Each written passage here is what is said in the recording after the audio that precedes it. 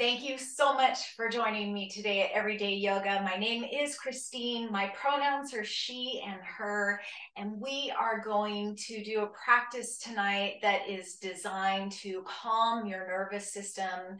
It is perfect for building nervous system resilience.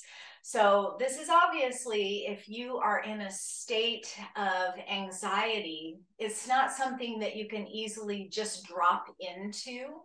But the more you practice things that calm your nervous system down and soothe your nervous system, the better you will be able to handle things that create that kind of anxiety within you, because your nervous system will be toned and ready to accept those kinds of challenges, if that makes any sense. It's just the same thing of anything else we do in this life. Practice only helps us to get better at doing it, and we can practice with our nervous systems so that we don't get so triggered when challenging situations come up for us. So let's begin in a tall, strong seat. You can even begin the practice on a chair if you like today.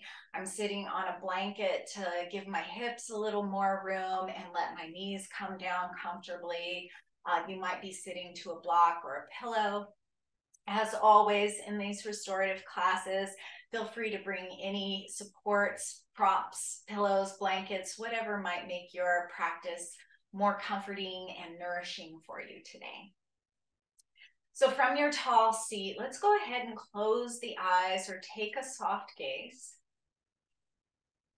And just soften the skin around your eyes, your forehead. Open and close the mouth a few times, releasing the jaw. You might even take the jaw a little from side to side. Maybe make some little circles. And then let's take our index fingers and middle fingers, and we'll just make little peace signs with them. And we're going to take those fingertips right to our temples. And just very gently begin to make some circular motions, massaging your temples around the corners of your eyes. If you have some lotion or oil that you want to use here, you certainly can.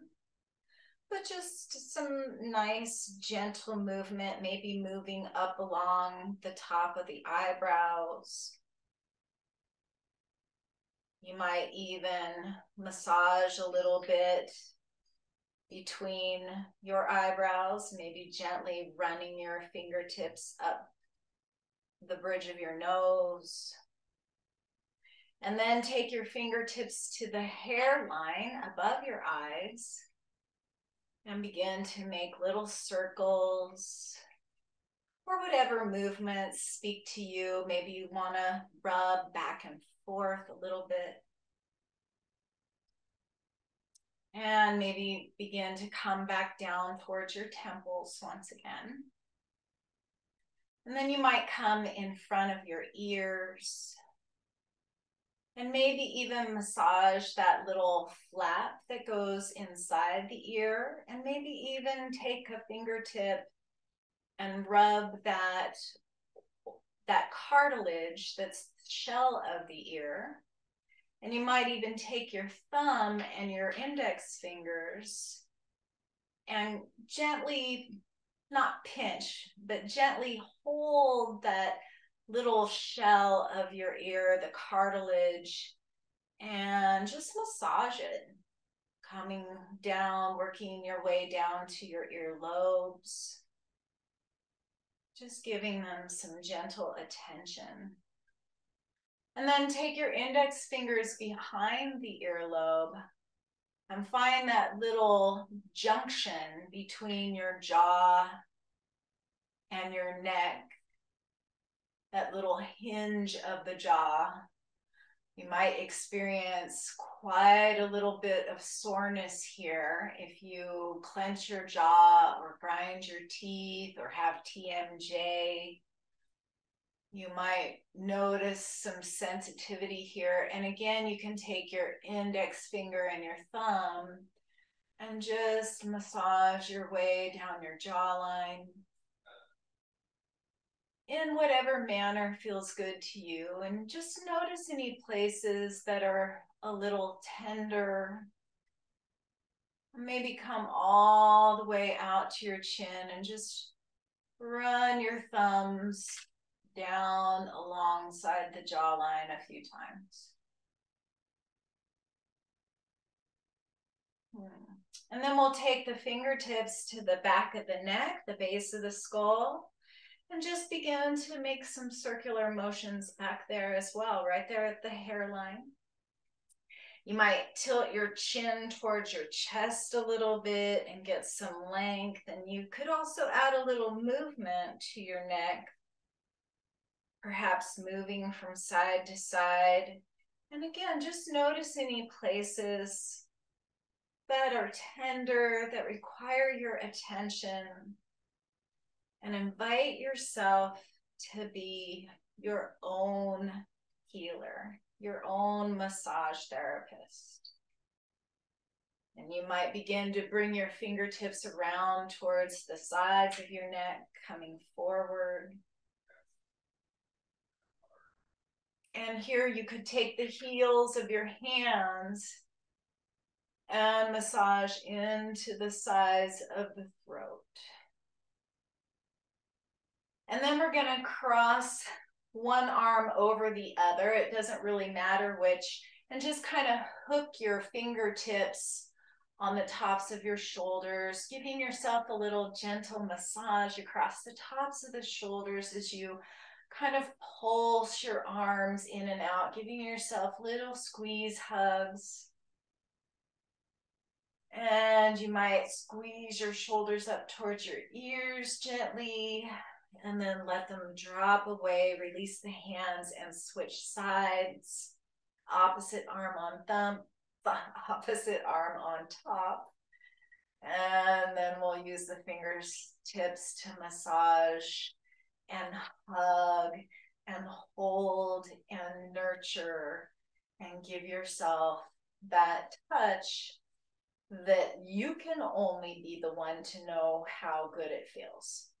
And then we'll begin to squeeze our way down the upper arms. You might get into the triceps a little bit.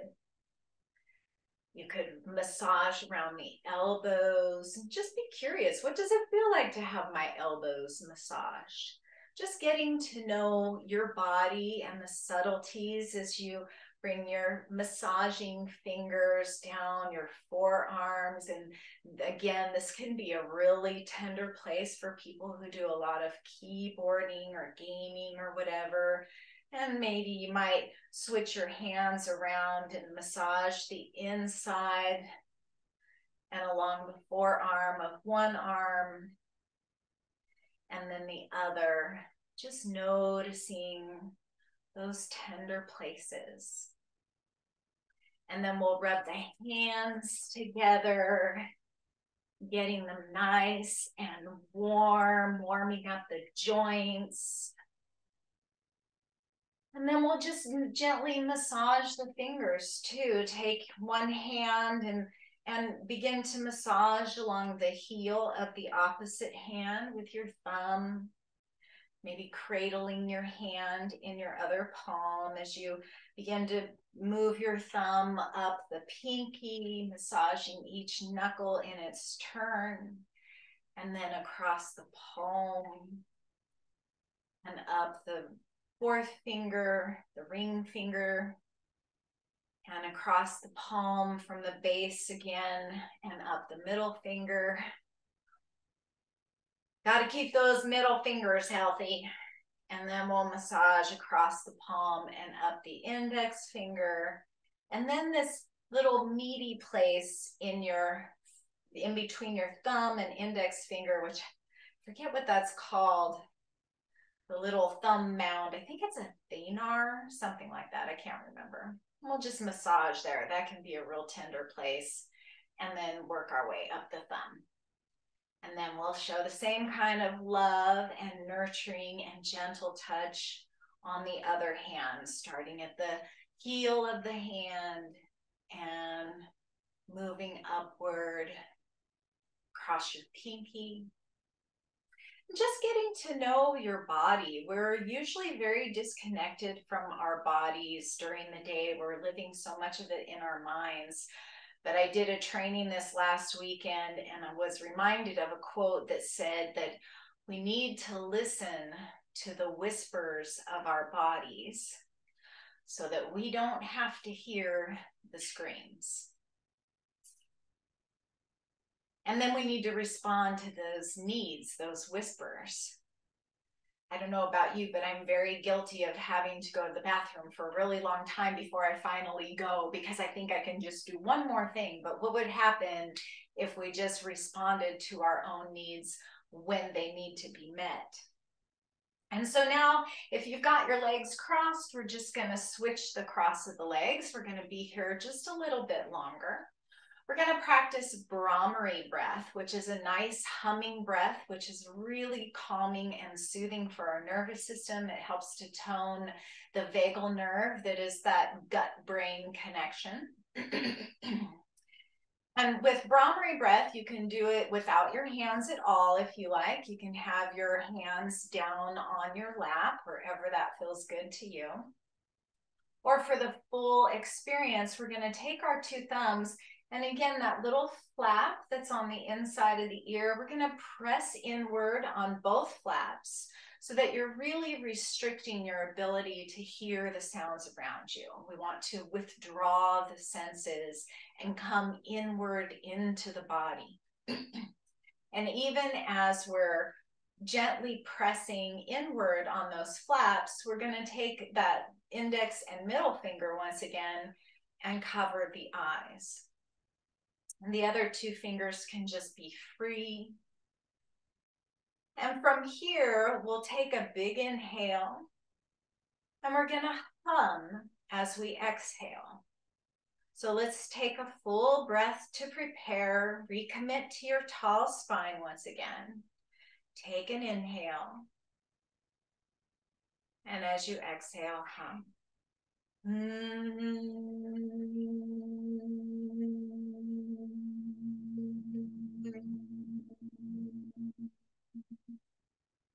Just let the sound trail off. And then take another inhale. And as you exhale, a nice, slow, gentle hum.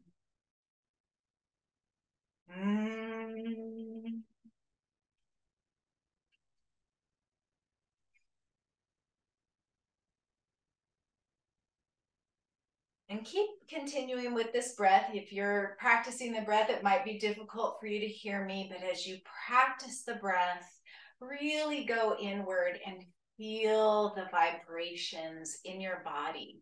Notice where you're feeling sensation. Notice where you're feeling vibration. Notice how that feels in your body. Let's do 3 more rounds of that.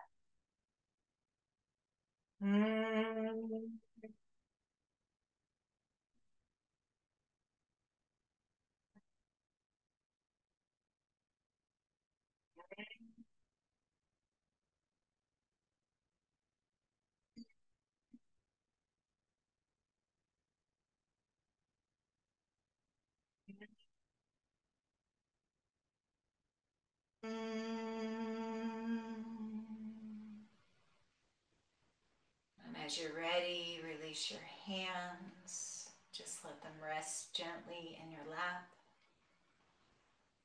And just notice how you feel. After just a few minutes of gentle self-massage and a little bit of Brahmari breath, which you can do as long as it feels good to you.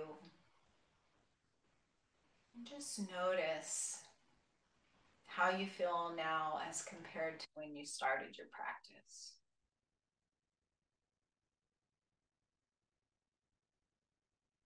And then we will go ahead and come out of this nice tall seat. And we're simply going to come to our hands and knees and press back into a child's pose. Now, if you don't feel comfortable with your heels on your hips on your heels, you can take a block or a blanket right underneath and sit there to lift the hips a little bit more.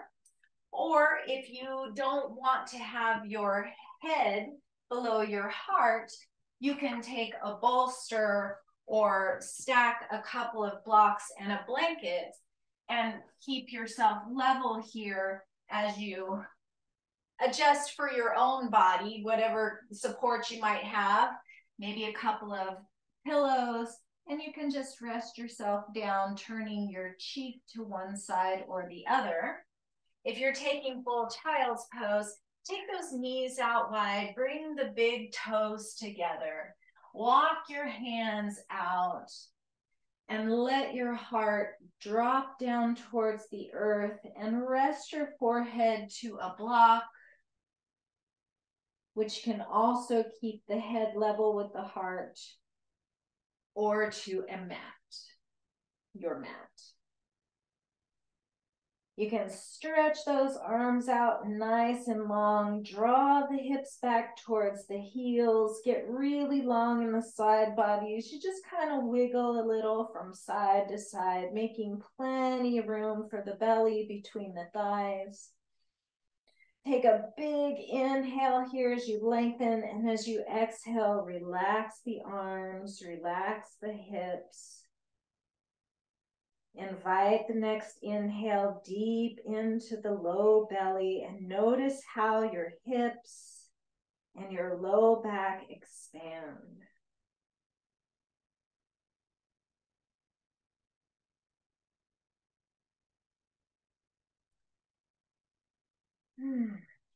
Just allow yourself to be here. You might move your head a little from side to side, rocking a little gentle massage across the forehead.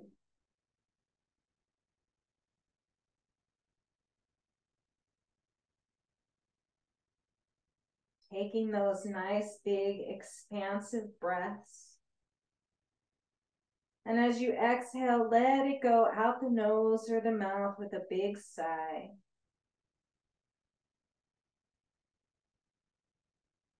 Notice the areas of the body that you can soften as you release your breath.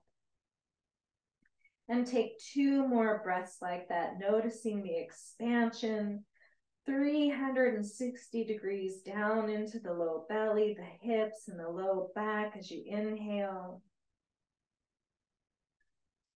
And softening a little bit more as you exhale.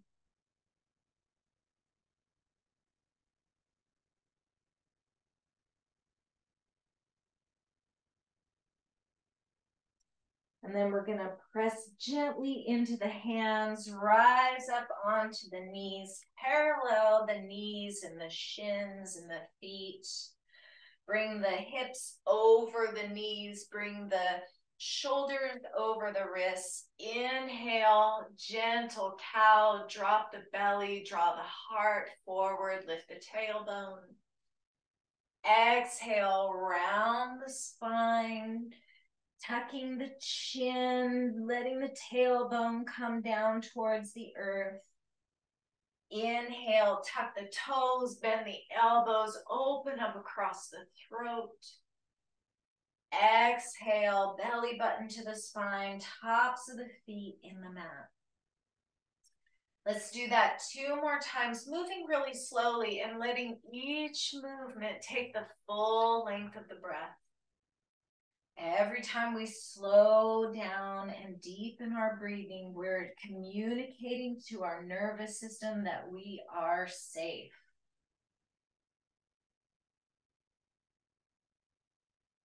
And when our nervous system is safe, it can go off high alert, and then we can begin to calm that stress response down. So let's just step that right foot forward. And here might be a really good place to bring your blocks right alongside your foot. Bring the earth up a little higher to you. If you don't have blocks, you can just bring your fingertips down to the mat. And you might tuck those back toes under, pick up your back knee, and send the back foot back a little bit, getting a little more length across the front of the left thigh. And let's find that Tadasana spine here. Draw the base of the skull away from the tailbone. Draw the tailbone down and away from the base of the skull, getting long through the spine. Draw the heart forward. Really just maybe finding some gentle rocking back and forth here in the hips. Finding some length and some release in the hips. This is especially good if you've been sitting a lot today. And then we're just going to walk the hands back and extend the front leg. You can keep the foot pressed down to the mat here if you like, or you might wiggle your foot forward a little bit so you can come on up onto the heel. We'll inhale to find that nice long spine here. And as you exhale, draw the heart towards the knee any amount. You can stay nice and lifted here. Or maybe as you exhale, you find a little more softness and a little more space to come a little deeper. And then find that breath once again in the low belly, low back. Breathing back into the sacrum. Take 2 more breaths right here.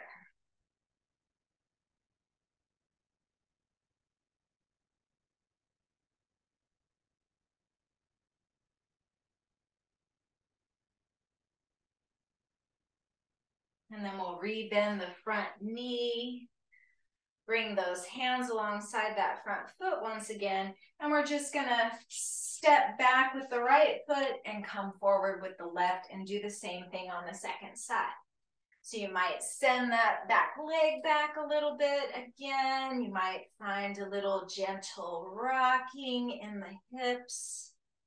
And reestablish that Tadasana spine, getting nice and long here. Heart is lifted. Neck is nice and long.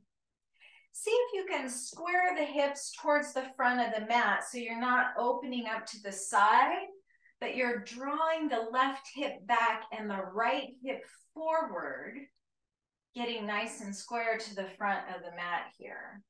And then just allow yourself to sink down, opening up across the groin. Not only are we releasing tension in the thighs here and creating flexibility, but pressing into that front foot strengthens that front leg. And we're compressing the lymph nodes in the front of the left hip and opening up and massaging the lymph nodes in the front of the right hip in the groin area. And the only way we can move lymphatic fluid around our body is to move our tissues. Unlike the circulatory system, it doesn't have a pump. One more inhale here. Exhale, we'll straighten that front leg, walk the hands back. Decide if you want to keep the sole of your foot down or up. Inhale for your long spine. Exhale for any amount of depth that serves you, that still allows you to find that nice deep circular belly breath. And let's take 3 more breaths right here.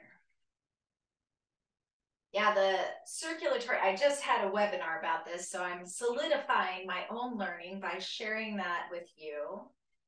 The circulatory system, our blood takes all the oxygen and nutrients around to our body, all of our cells, and then our lymphatic system picks up all the debris, all the waste, any toxins that are around the body. The lymph nodes filter it all out, and then all that stuff is dumped down towards the liver and the kidneys so that the lymph fluid is nice and clean. It's also part of our immune system. It distributes T cells throughout the body to help keep our bodies healthy, and it lubricates our system. The lymphatic fluid is 40% of the fluid in our bodies, 2,500 kilometers of pathways for the lymphatic fluid. So every time we rebend into that left knee, we're compressing the lymph nodes in the back of the knee, the front of the left hip. Every time we move any of the pits of our body, we're helping to keep that lymphatic fluid moving nice and smoothly. So let's just take a couple cat-cows here once again to realign the hips and the spine and the neck. And then we're going to come on over to our seat. So either swing your legs out to one side or the other, or cross your legs and just bring your hips over your heels. We're going to come into Baddha Konasana here. So bring the soles of the feet together and take the knees out nice and wide. Again, this is a great place for using blocks or pillows or some kind of support for the knees. It's wonderful to not have any support here and find a little opening once again in the groin, stretching out the inner thighs, finding length in the spine. But if your intention for your practice tonight is to find more relaxing practice, you can bring that support so that the muscles don't have to work so hard and we can find a restful posture here. So it just depends. Like I've said many times on this channel, yoga fulfills so many needs. If you want to strengthen, it does that. If you want to stretch, it does that. If you want to relax, it does that. If you want to get more comfortable in discomfort, it does that. If you want to calm down, it does that. If you want to get amped up, it does that. It just depends on what your intention is for your practice today. So if you're here for relaxation, find the most supported, relaxing posture you can. It can also be helpful to have a blanket underneath the hips so that you've got that tilt forward in the hips rather than rounding back. At this point, we're going to inhale into that cow posture once again. And then exhale into the cat posture. And at that point, you will want to kind of rock back on the tailbone. We'll inhale cow, gently press the elbows down towards the thighs, open up the throat and draw the collarbones away from one another. Exhale, round the spine, chin to chest. You can hold on to your shins or your ankles and really open up that space behind the shoulder blades. Let's inhale forward again. Exhale back. This time as you inhale forward, we're going to take the exhale around through the right side of the body, back to cat. And then inhale up through the left side and back to cow. Let's do that 2 more times before we switch directions. And you can stay nice and uplifted here, or you might really draw the heart down towards the earth, getting your shoulders and your neck and your hips involved. When you're ready, switch directions. And when you've found 3 or so rotations on each side, we'll inhale back to a nice tall spine. And we're either going to come up onto the knees in hero's pose or take a cross-legged position once again. Just for the sake of balance and because I have blocks, I'm going to sit to a block in my hero's pose. And bring those knees to parallel. Find your tall spine here once again and recommit to breathing down deep into your belly. Make your exhales as long as your inhales. And the next time you inhale, let's reach those arms out to the sides and up towards the sky. Once you get the fingertips up there, we're just gonna climb a little imaginary ladder, opening and closing the fingers as we reach up, just like you're climbing a ladder. And again, we're helping that lymphatic fluid to flow by pulsing the hands open and closed, and by letting all of the fluid that pools down into our hands throughout the day drain back down towards the center of the torso where it can be filtered and processed. Nice and cleaned up. Plus, we're getting a nice stretch along the side body. Let's take another breath while we're here, and then we'll reach both hands up to the sky. As you exhale, we're going to twist to the right and let the hands come down towards the earth. Let's inhale and reach the hands back up to center, back towards the sky. Exhale, twist to the left. Let's do that one more time to each side. As we come over to the right this time, let's stay here for a breath or two. Inhale, a little lengthen the spine with the chin nice and tucked.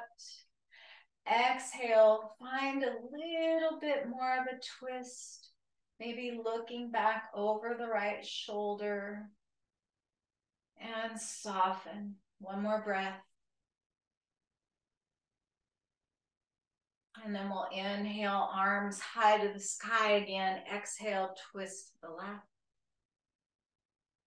Finding length in your spine as you inhale, finding depth or softness or a little bit of both as you exhale.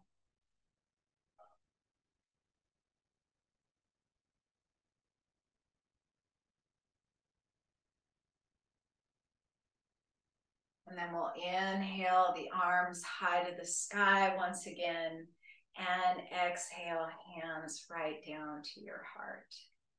Let's come down for a short Shavasana.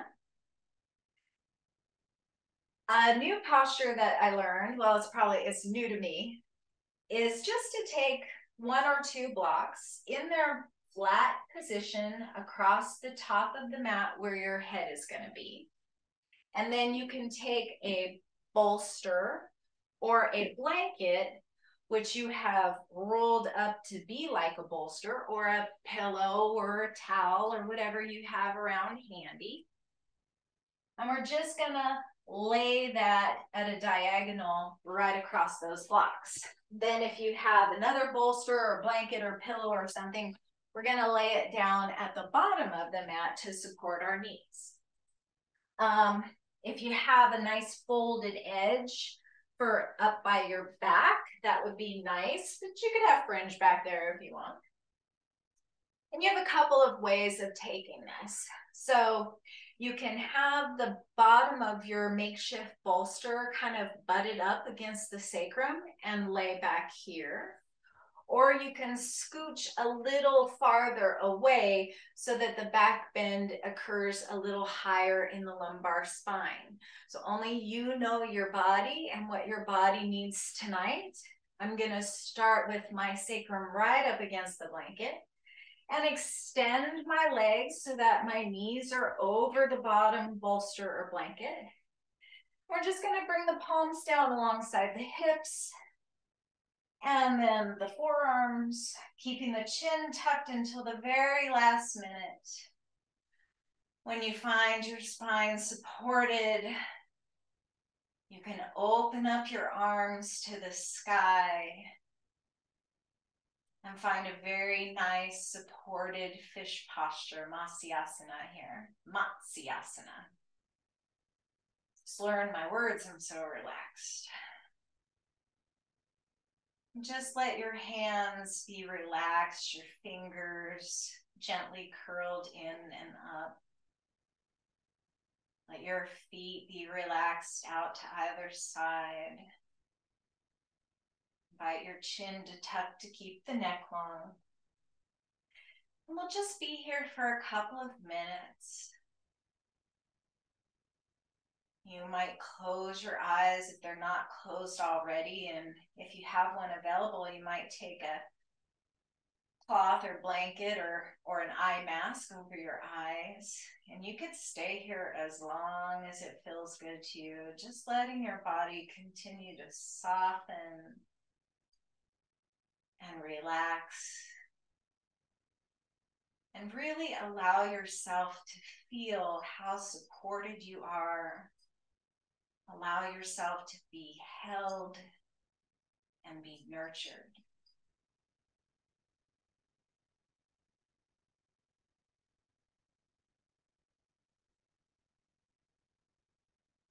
So we practice calming our nervous systems in this way.